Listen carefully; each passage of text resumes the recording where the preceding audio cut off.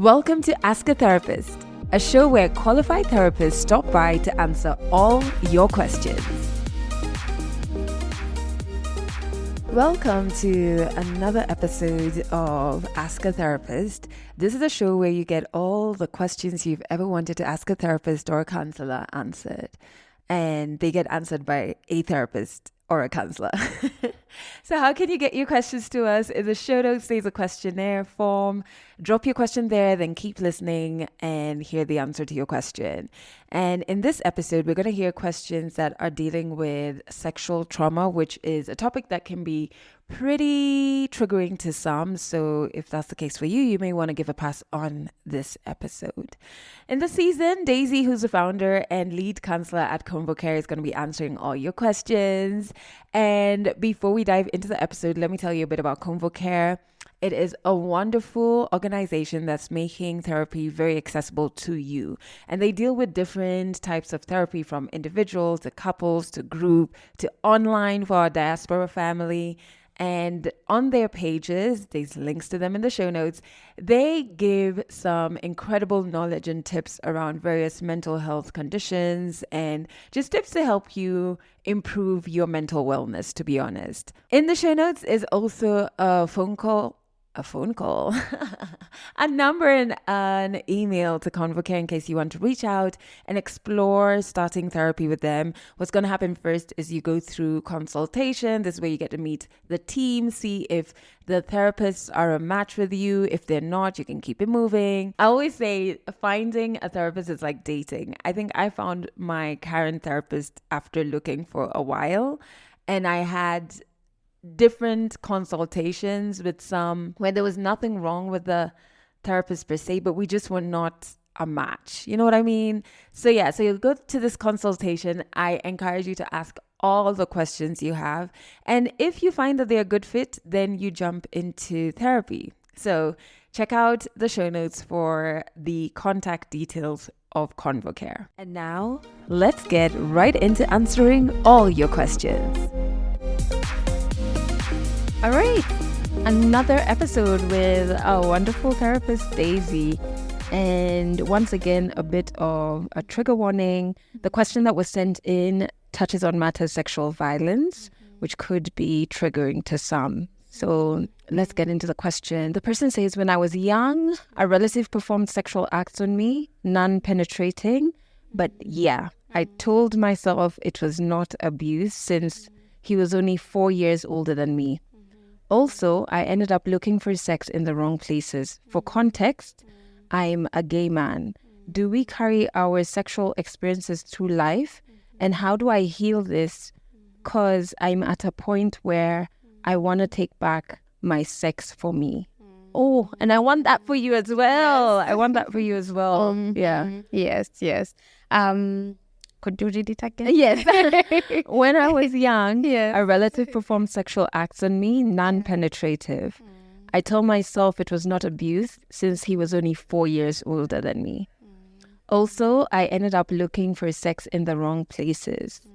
For context, I'm a gay man. I wonder why you put that like that. Yeah. So he says, do we carry our sexual experiences through life, and how do I heal this?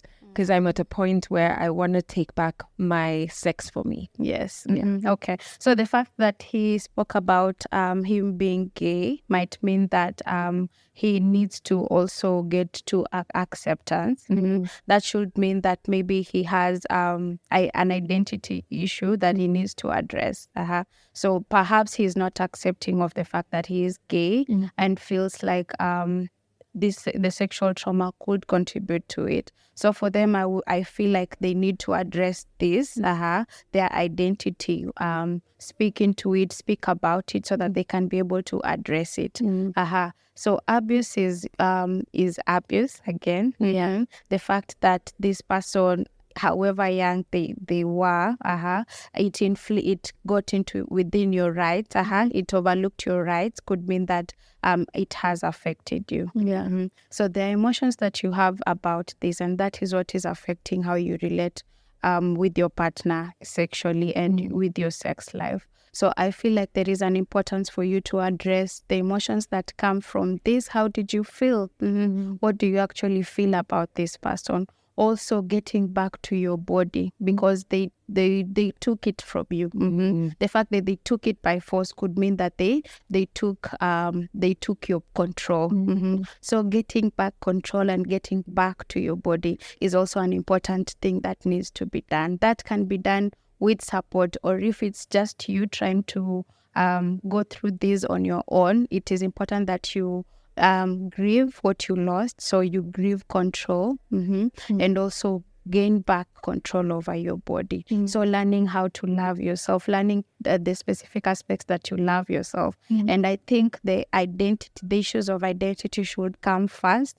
If you resolve that, and then now also with support address this, what happened to you as a child, then in the long run you can be able to actually know who you are, know what you want, support what your body actually wants. So learning to get back to your body, also gaining back your control, and learning to love yourself. Yeah, a long way. Yeah. And I always say, as obviously not to take away from this person's experience, but as a survivor as well, there was a point in my healing that how I arrived in sexual relationships was never for me. It was performative. It was to show nothing's broken about me. It was a safety thing. But now with healing, I've understood something that I thought would never happen for survivors, that you can have great sex and like a great sexual experience. I think sometimes when you're in the thick of it, it feels like, that was taken from you and it can never happen again. But it can. Like being now on this side, I'm like, oh my goodness. It was tough getting to the other side, but it's a possibility. And the reason I'm saying this is because as Africans, we don't talk about sex in general, whether it's, in non-trauma environments. And so you can imagine with trauma, we only talk about the traumatic side. You never speak about survivors finding themselves again, right? Yeah. So just to encourage the person who sent in this question, like there is light at the end of the tunnel. Oh, that's so reassuring. Yeah. And I realized no one said it. Yeah. No one said it. Yeah. And also, they should acknowledge that they were abused. Exactly. That should be the first step to their healing process, because it seems like they are in denial, young or not. For as long as they took that power from you, you were abused. Yeah, sometimes you make excuses, right? If the perpetrator is someone you knew, you make excuses for them, or if you're scared of the word abuse. I've been in therapy sessions where, like, by the fourth one, my therapist is like, we have a word for this thing. It's not that this person is mean or there's an actual word. Are you ready for us to use it?